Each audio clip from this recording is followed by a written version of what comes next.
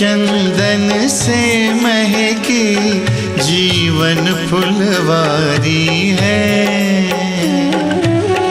ज्ञान के चंदन से महकी जीवन फुलवारी है। आपकी शिक्षाएं बाबा हमको लगती प्यारी है, लगती प्यारी है। ज्ञान के चंदन से महकी जीवन फुलवारी है। ज्ञान के चंदन से महकी जीवन फुलवारी है।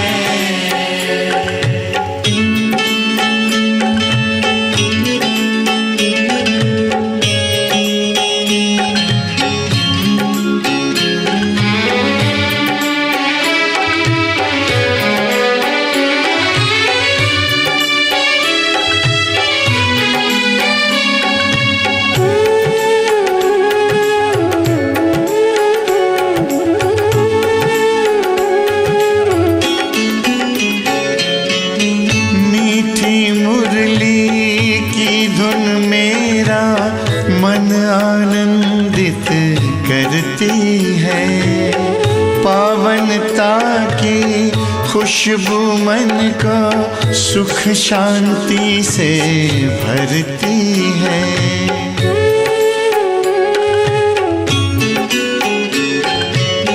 मीठी मुरली की धुन मेरा मन आनंदित करती है, पावनता की खुशबू मन को सुख शांति से भरती है। ज्ञान सूर्य की किरणों से हुई बगिया उजियारी है, बगिया उजियारी है।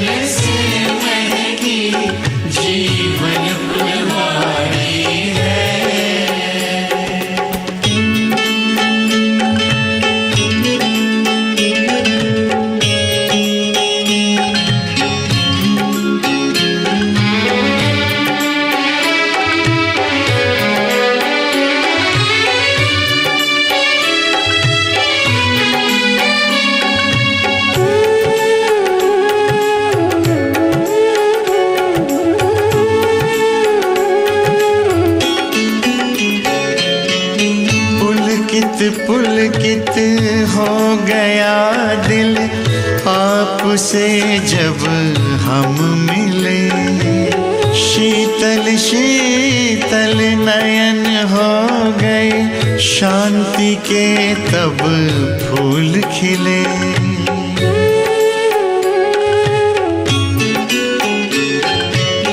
पुलकित पुलकित हो गया दिल आपसे जब हम मिले, शीतल शीतल नयन हो गए, शांति के तब फूल खिले।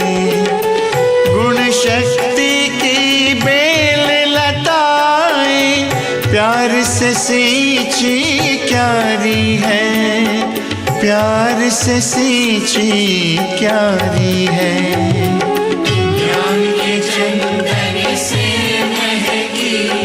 जीवन फुलवारी है, ज्ञान के चंदन से महकी जीवन फुलवारी है। ओम शांति। सर्वोच्च शिक्षक शिव बाबा हमें सर्वोच्च ज्ञान देने, हमारी बुद्धि को दिव्य बनाने, जीवन को तमो प्रधानता से छुड़ाकर सतो प्रधानता की ओर ले जाने,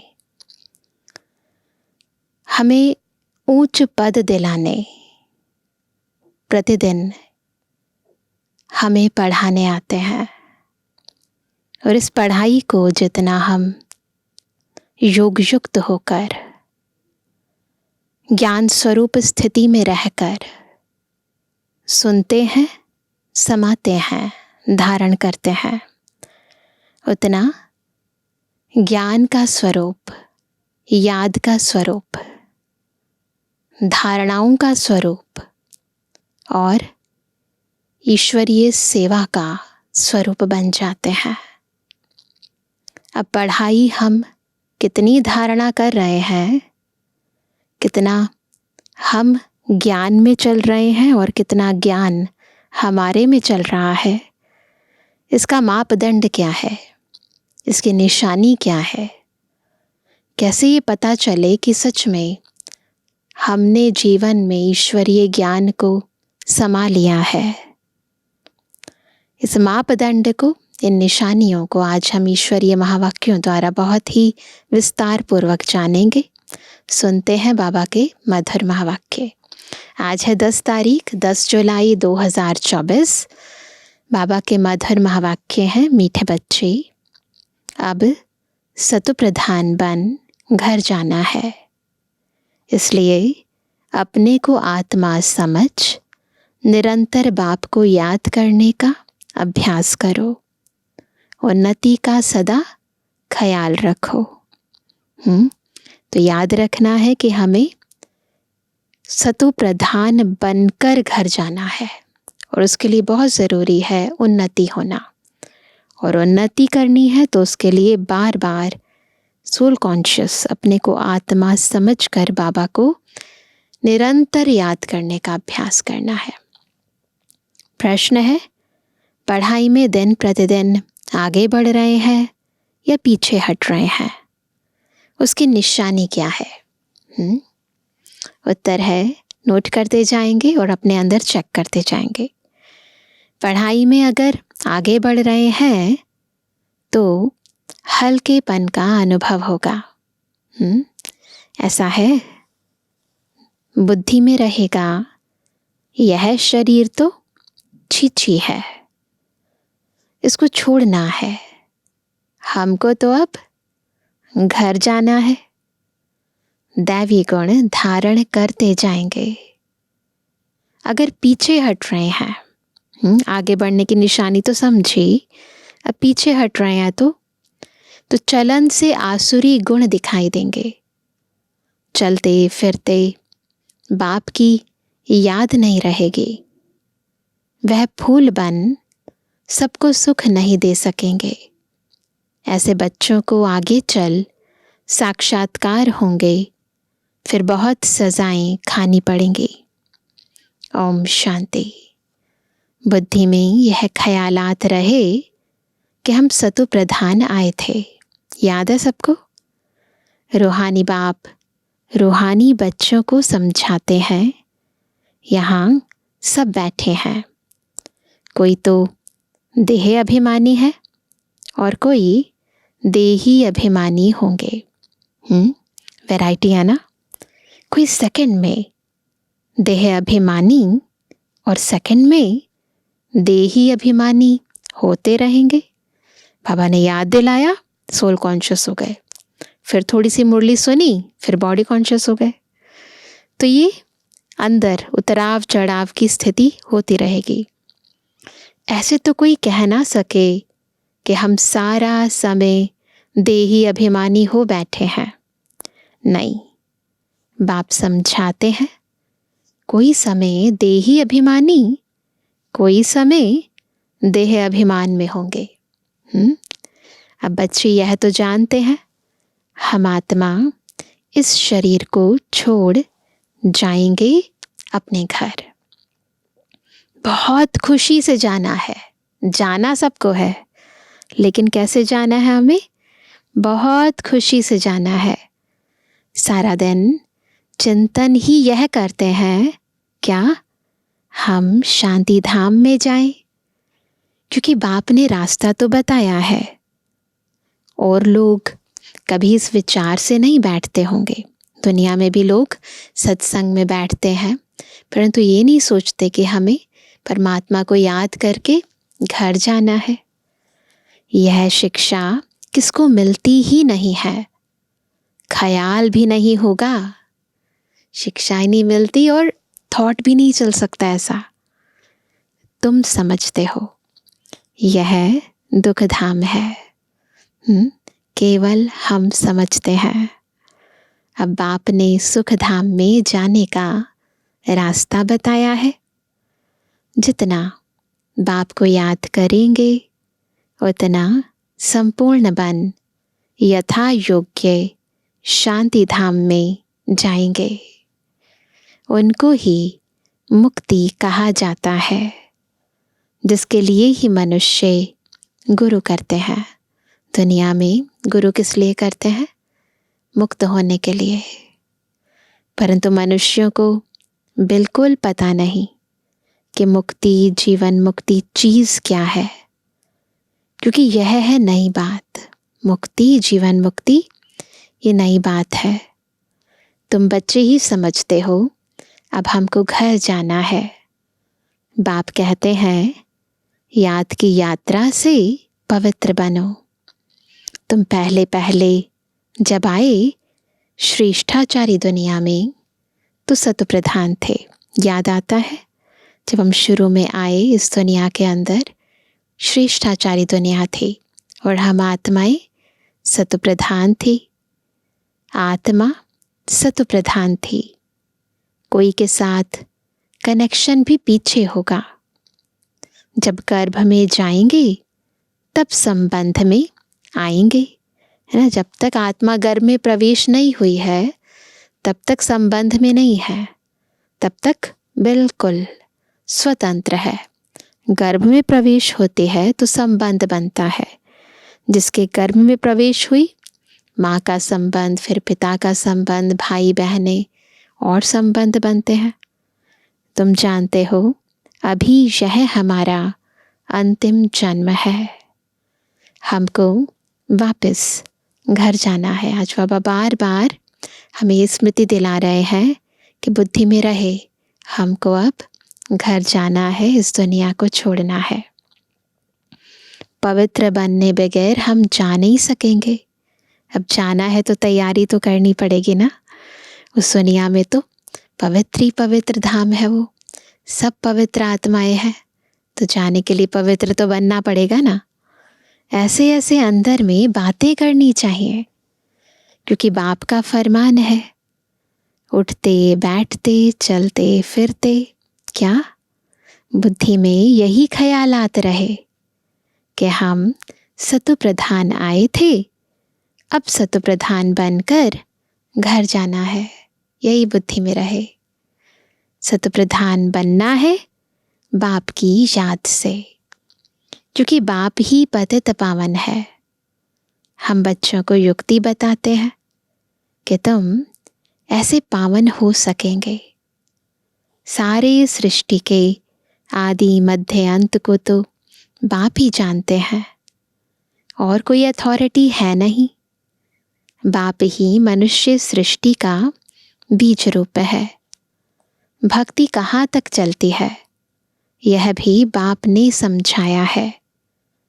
इतना समय ज्ञान मार्ग, इतना समय भक्ति, यह सारा ज्ञान अंदर में टपकना चाहिए। टपकता कब है? जब कोई चीज़ फुल हो जाती है। तो ज्ञान से आत्मा फुल हो जाए और फिर ये ज्ञान दूसरों को भी देने लग जाए, ऑटोमेटिकली निकले। तो जब फुल हो जाता है ना कोई भी बर्तन, तो अपने आप नीचे गिरना शुरू हो जाता है, टपकना शुरू हो जाता है। तो जब इस ज्ञान को धारण करके आत्मा फुल हो जाएगी तो ऑटोमेटिकली सेवा करेगी। फिर चाहे वो चेहरे से करे, चलन से करे, मनसा से करे, वाचा से करे, कर्मणा से करे, परंतु ऑटोमेटिकली ज्ञान टपकेगा। तो बाबा कहते हैं जैसे बाप की आत्मा में ज्ञान है, तुम्हारी आत्मा में भी ज्ञान है। शरीर द्वारा सुनते और सुनाते हैं। शरीर बिगिर तो आत्मा बोल ना सके। इसमें प्रेरणा व आकाशवाणी की बात होती नहीं। ऐसा नहीं कि ऊपर से कोई आकाशवाणी होगी और फिर बाबा के डायरेक्शन पर हम चलेंगे, नहीं। भगवानुवाच है तो ज़रूर मुख चाहिए। भगवानुवाच, भगवान बोले तो कैसे बोलेंगे? मुख तो चाहिए ना। रथ चाहिए, गधे घोड़े का रथ तो नहीं चाहिए। तुम भी पहले समझते थे कलयुग अभी 40,000 वर्ष और चलना है। पहले तो यही समझते थे ना, जैसे कि शास्त्रों में लिखा है कि कलयुग तो अभी छोटा बच्चा है, 40,000 वर्ष और चलना है। अज्ञान नींद में सोए पड़े थे, अब बाबा ने जगाया है। तुम भी अज्ञान में थे, अब ज्ञान मिला है। अज्ञान कहा जाता है भक्ति को। अब तुम बच्चों को यह ख्याल करना है, हम अपनी उन्नति कैसे करें, ऊंच पद कैसे पाएं, अपने घर जाकर फिर नई राजधानी में आकर ऊंच मर्तबा पाएं। उसके लिए है याद की यात्रा। अपने को आत्मा तो ज़रूर समझना है। हम सब आत्माओं का बाप परमात्मा है। यह तो बहुत सिंपल है, अपने को आत्मा समझना और हमारा पिता है परमात्मा। ये बहुत सिंपल बात है, परंतु मनुष्य इतनी बात भी नहीं समझते। वंडरफुल बात है ना, है तो सिंपल। आत्मा का पिता परमात्मा, परम पिता, परंतु फिर भी देखो भगवान को इधर उधर ठिक्कर भित्तर सर्वव्यापी बना दिया है। तुम समझा सकते हो कि यह है रावण राज्य, इसलिए तुम्हारी बुद्धि भ्रष्टाचारी बन गई है। मनुष्य समझते हैं जो विकार में नहीं जाते हैं वह पावन है। जैसे सन्यासी हैं, बाप कहते हैं वह तो अल्पकाल के लिए पावन बनते हैं। दुनिया तो फिर भी पतित है ना। पावन दुनिया है ही सतयुग। पतित दुनिया में सतयुग जैसा पावन कोई हो नहीं सकता, जब आत्मा भी पवित्र हो और शरीर भी पवित्र हो। वहाँ तो रावण राज्य ही नहीं, विकार की बात ही नहीं है ना। रावण का राज्य नहीं है और विकार की तो बात ही नहीं है, जिक्र भी नहीं है, तो फिक्र क्या होगा। तो बाबा कहते हैं तो चक्र लगाते घूमते फिरते बुद्धि में यह चिंतन रहना चाहिए।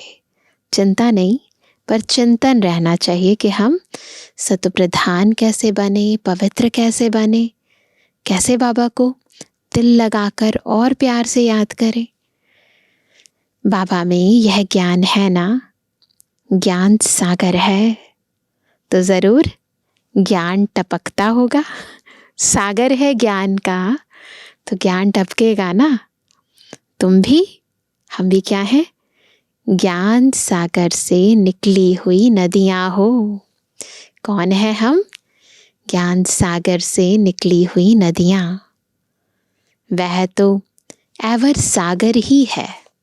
बाबा नदी नहीं बनता, वो तो सदा सागर है। तुम एवर सागर नहीं हो। जब बाबा हमें ज्ञान देते हैं तो हम मास्टर सागर बन जाते हैं, नदी बन जाते हैं। इसीलिए एवर सागर नहीं है, उससे पहले तो नहीं होते ना, ज्ञान नहीं होता हमारे में।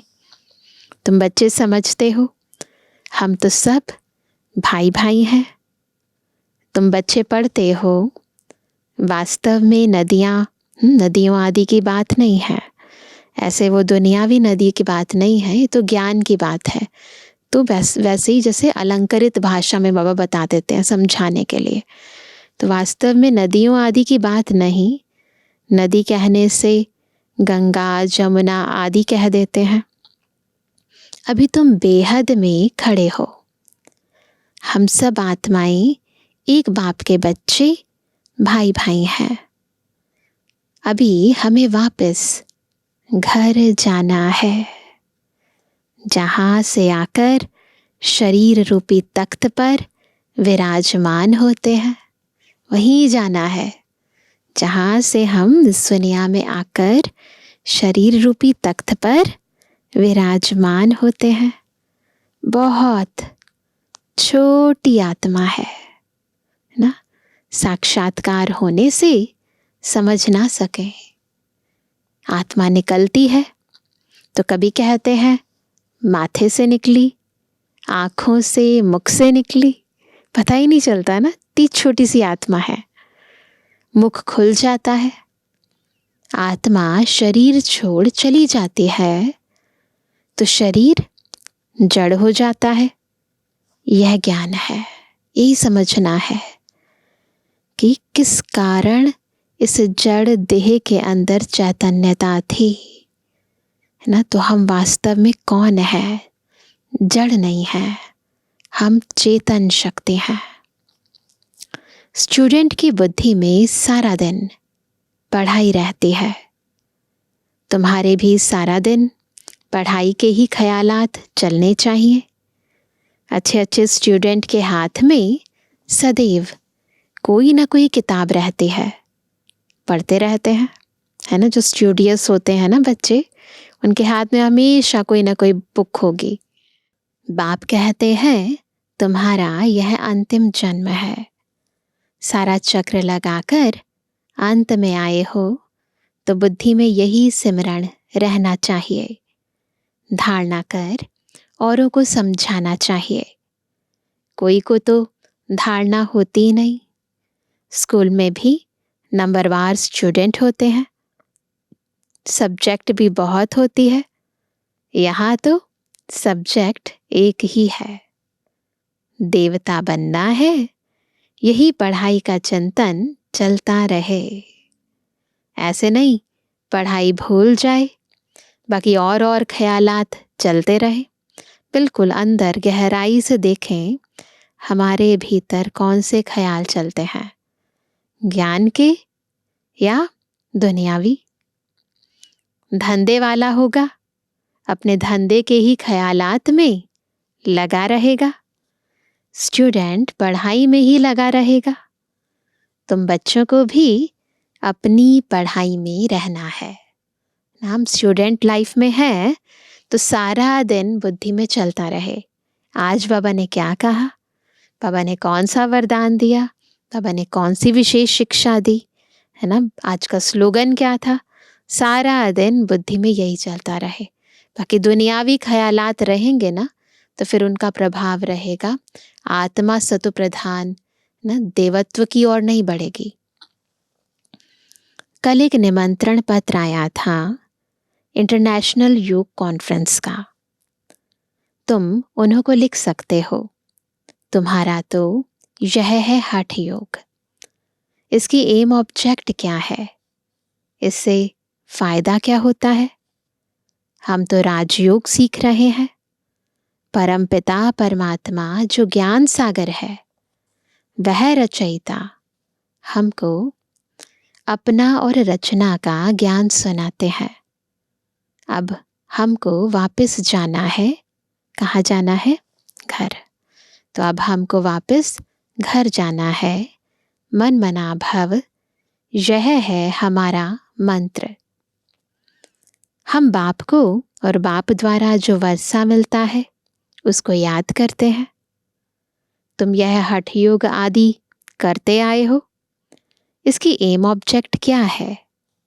हमने अपना तो बताया कि हम यह सीख रहे हैं।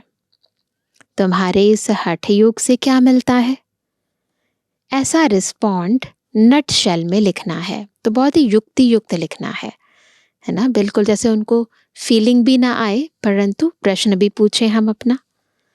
ऐसे ऐसे निमंत्रण तो तुम्हारे पास बहुत आते हैं। ऑल इंडिया रिलीजियस कॉन्फ्रेंस का तुमको निमंत्रण आए और तुमको बोले आपका एम ऑब्जेक्ट क्या है, तो बोलो हम यह सीख रहे हैं। अपना ज़रूर बताना है कि हम क्या सीख रहे हैं, है ना। अपना ज़रूर बताना चाहिए। क्यों? यह राजयोग तुम सीख रहे हो। तो ऐसा योग जिससे आत्मा राजाओं का राजा बन जाए, वो राजयोग हम सीख रहे हैं। दुनिया में कोई भी मनुष्य आत्मा राजयोग नहीं सिखा सकती, तो हमें अपना ज़रूर बताना है उन्हें। बोलो, हम यह पढ़ रहे हैं, हमको पढ़ाने वाला भगवान है। हम सब ब्रदर्स हैं। हम अपने को आत्मा समझते हैं। बेहद का बाप कहते हैं, अपने को आत्मा समझ माम एकम याद करो तो तुम्हारे पाप कट जाएंगे। ऐसी ऐसी लिखत बहुत अच्छी रीति छपा कर रख दो, है ना। कुछ छोटे छोटे पैम्फलेट्स, कुछ छोटी छोटी बुकलेट्स बनाकर रख दो। फिर जहाँ जहाँ कॉन्फ्रेंस आदि हो वहाँ भेज दो। कहेंगे यह तो बहुत अच्छे कायदे की बात लिखते हैं। तो ऐसे वो अपने आप जब देखेंगे और पढ़ेंगे उसे, तो अपने आप कहेंगे कि ये बहुत अच्छे कायदे की बात सीखते हैं। इस राजयोग से राजाओं का राजा, विश्व का मालिक बनते हैं। हर 5000 वर्ष बाद हम देवता बनते हैं। फिर क्या होता है? फिर मनुष्य बनते हैं। ऐसे ऐसे विचार सागर मंथन कर फर्स्ट क्लास लिखत बनानी चाहिए ना, ताकि कॉन्फ्रेंस के अंदर हम सबको डिस्ट्रीब्यूट भी कर सकें। उद्देश्य तुमसे पूछ सकते हैं, तो यह छपा हुआ रखा हो, हमारी एम ऑब्जेक्ट यह है। ऐसे लिखने से टेम्पटेशन होगी।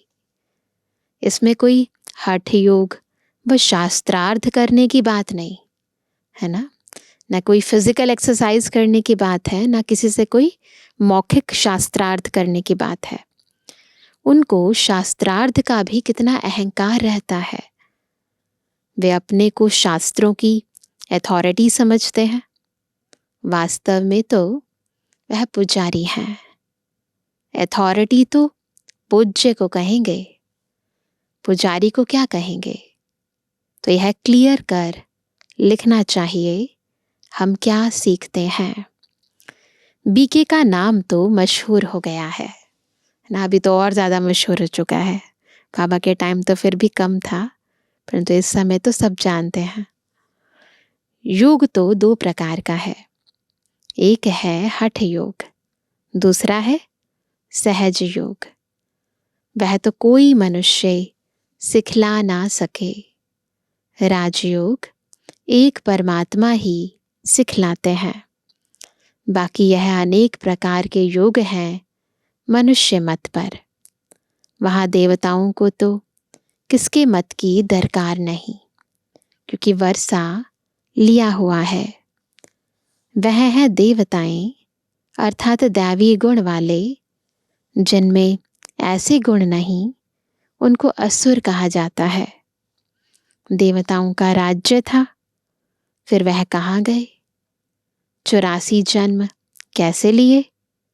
सीढ़ी पर समझाना चाहिए। सीढ़ी बड़ी अच्छी है। जो तुम्हारी दिल में है वह इस सीढ़ी में है। सारा मदार पढ़ाई पर है।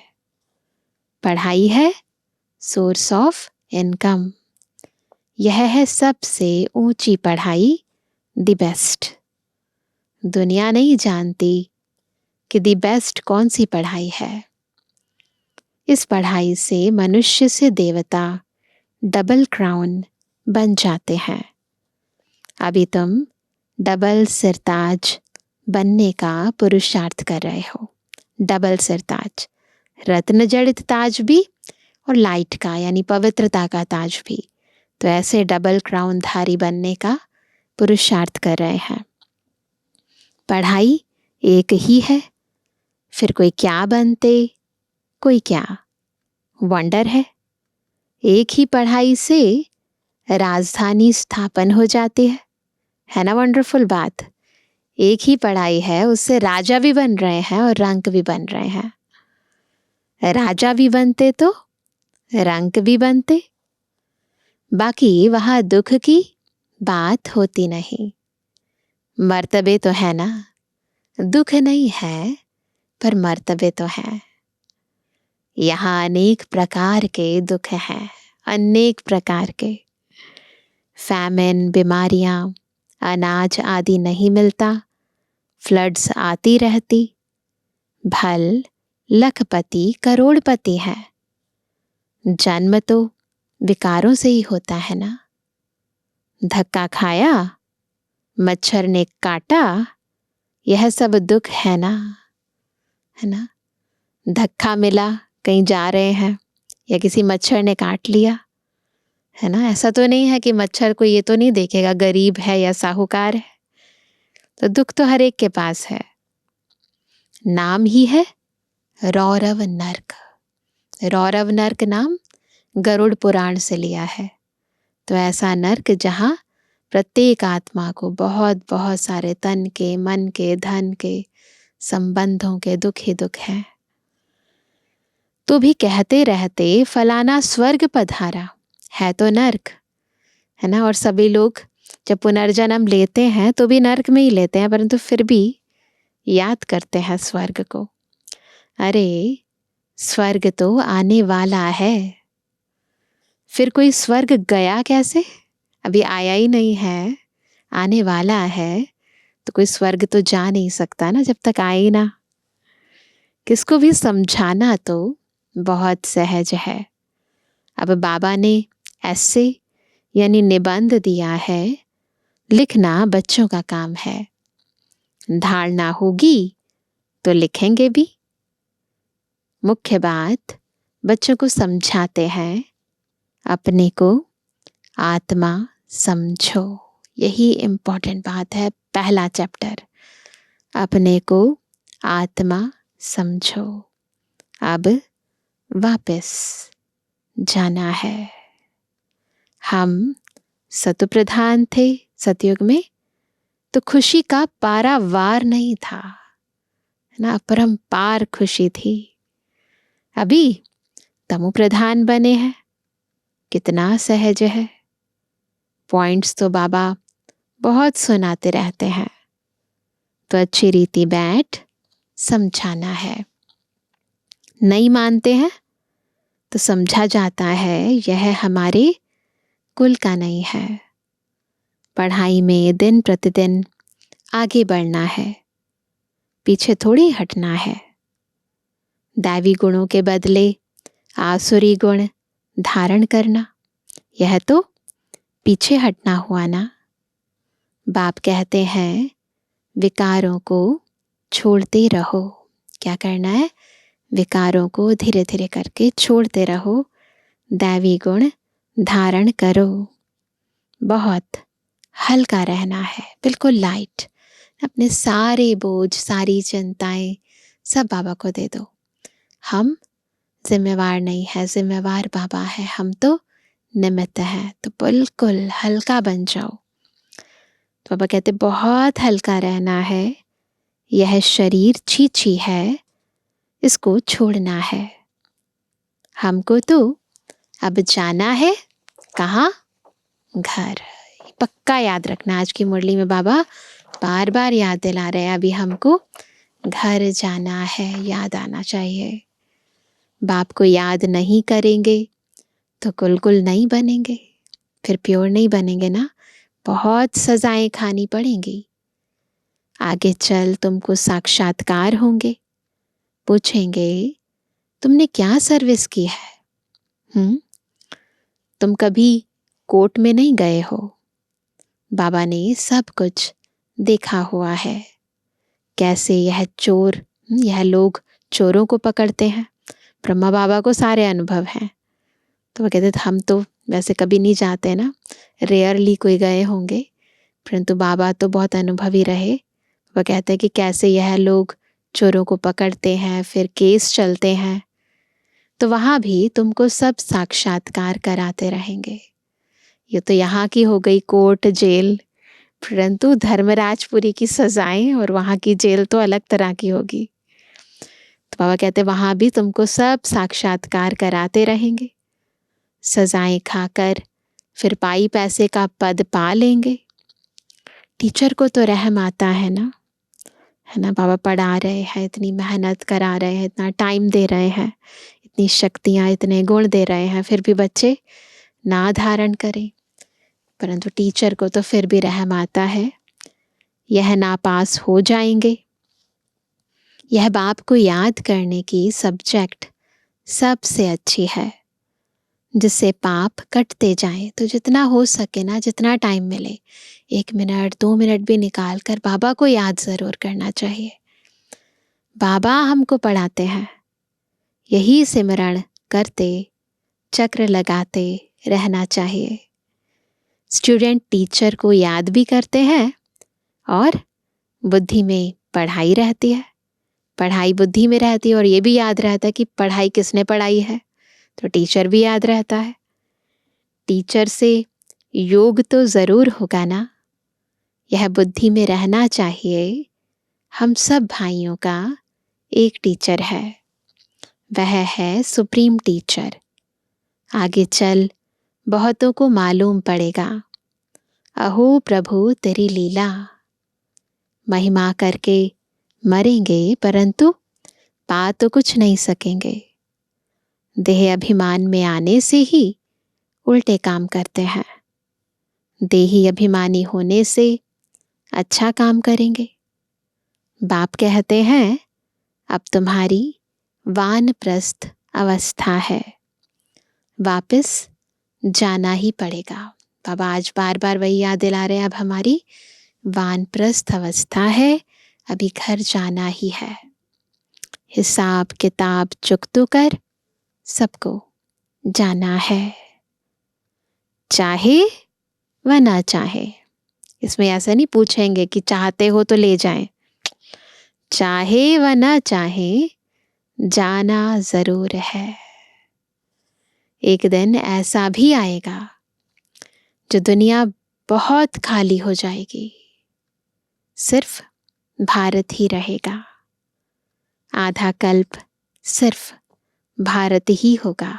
इमेजिन करो, थोड़ा सा विजुलाइज करो, ऐसी दुनिया जिसमें केवल भारत खंड, बाकी सारी दुनिया खाली। तो कितनी दुनिया खाली होगी, ऐसा ख्याल कोई की बुद्धि में नहीं होगा ना, सिवाय तुम्हारे। फिर तो तुम्हारा कोई दुश्मन भी नहीं होगा। दुश्मन आते हैं क्यों आते हैं? धन के पिछाड़ी। भारत में इतने मुसलमान और अंग्रेज क्यों आए? पैसे के कारण ही आए ना। पैसा देखा, पैसे बहुत थे, अब नहीं है, सब लूट कर ले गए, तो अब और कोई है नहीं, पैसे ले खाली कर गए। मनुष्य यह नहीं जानते, बाबा कहते हैं पैसा तो तुमने आपे ही खत्म कर दिया, ड्रामा प्लान अनुसार, है ना। हमारे में कमियां आई, कमजोरियां आई, विकार आए, तो उसके कारण पैसा खत्म हो गया।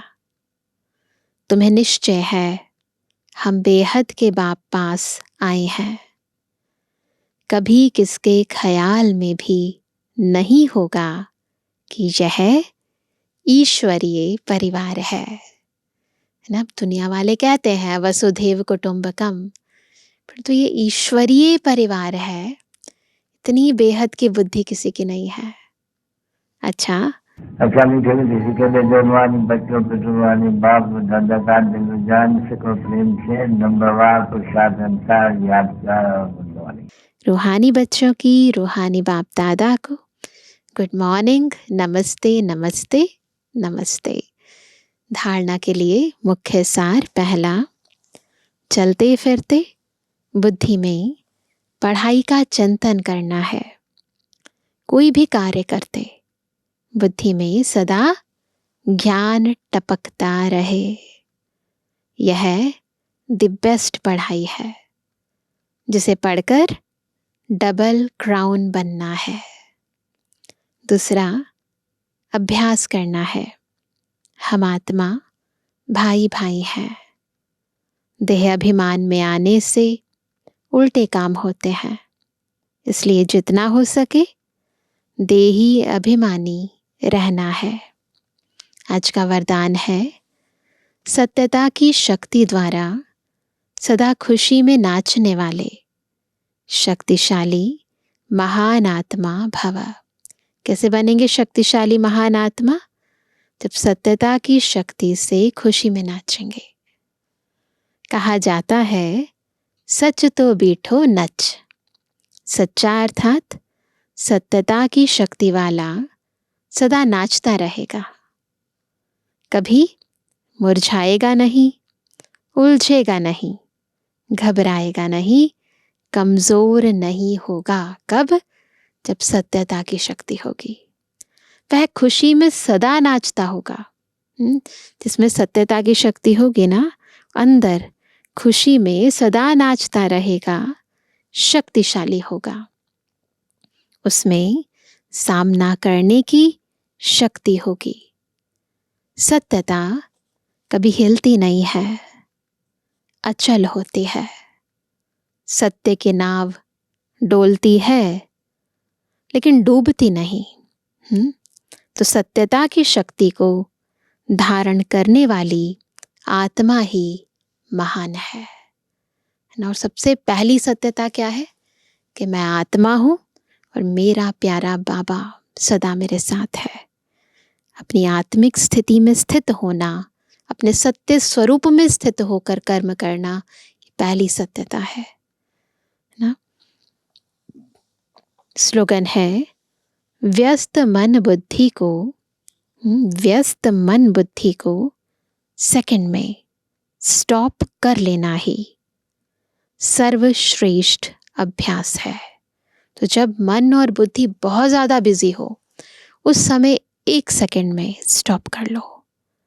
बिल्कुल सोल कॉन्शियस होकर बाबा की याद में बैठ जाओ। यही श्रेष्ठ अभ्यास है।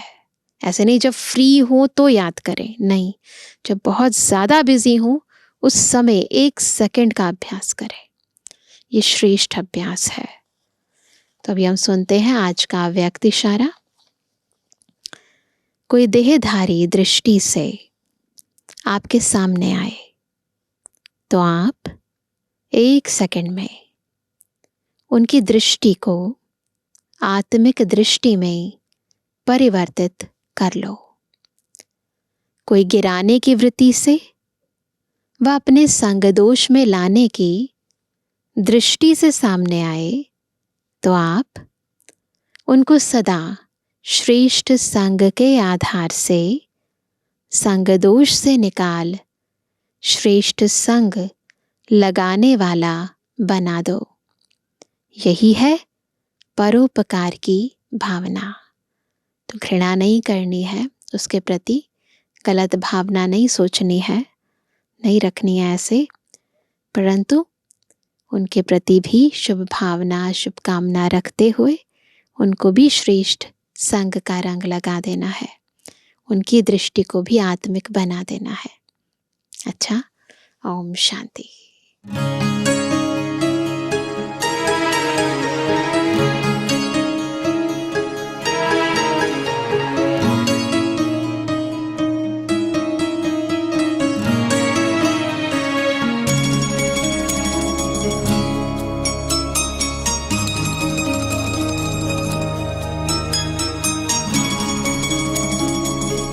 एक मेरा मन मीत जहां, एक मेरा मन मीत जहां, दूजा है कोई और नहीं, और नहीं कोई और नहीं। चल रे मना ले चल तू वहाँ, चल रे मना ले चल तू वहाँ, जग का जहाँ कोई शोर नहीं, शोर नहीं, कोई शोर नहीं।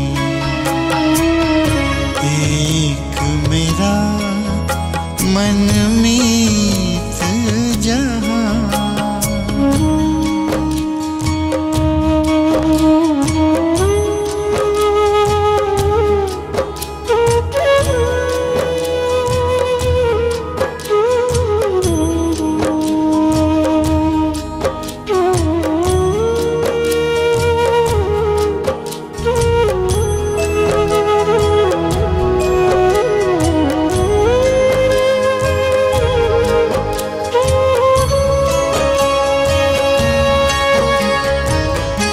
दिल को बड़ा सुकून मिला है, मन को मिला है चैन।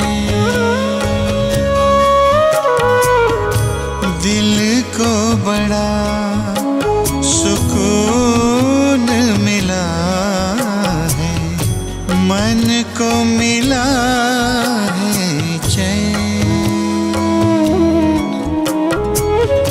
उसने मुझको अपना कहकर प्यार दिया दिन रैन,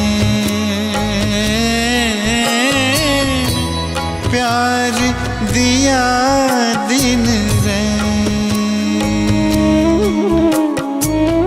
सुख बरसाए दिल को लुभाए, सुख बरसाए दिल को लुभाए।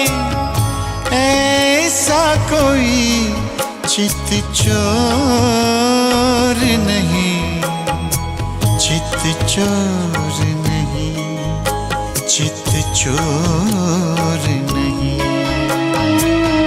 एक मेरा मनमीत जहां।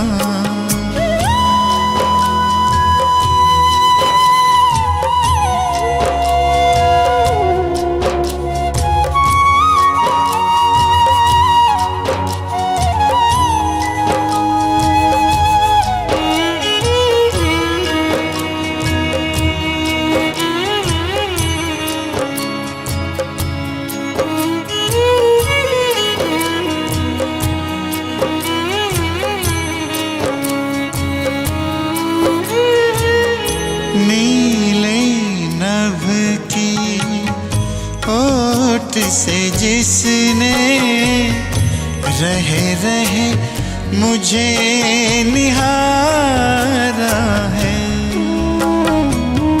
नीले नभ की ओट से जिसने रहे रहे मुझे निहारा है।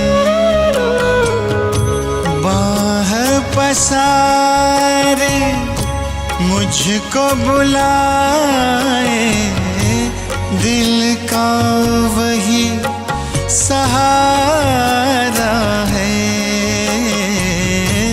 दिल का वही सहारा है। जब से जाना है पहचाना, जब से जाना है पहचाना। कब नाचा मन मोर नहीं, मन मोर नहीं, मन मोर नहीं। एक मेरा मनमीत जहां, दूजा है कोई और नहीं, और नहीं कोई और नहीं।